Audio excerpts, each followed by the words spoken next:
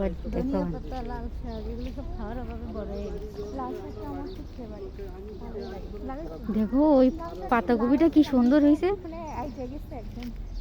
ওই শাক দেখো চকচক করতেছে। আর তার বাবার তো টাইম নাই, চলে গেছে না ঢাকায়।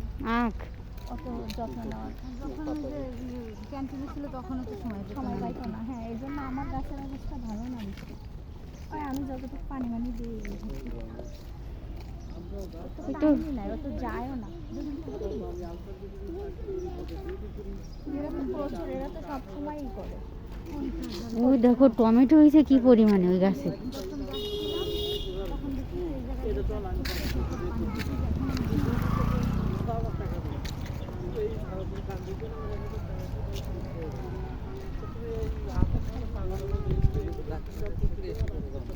মেডিকেল কত দূর?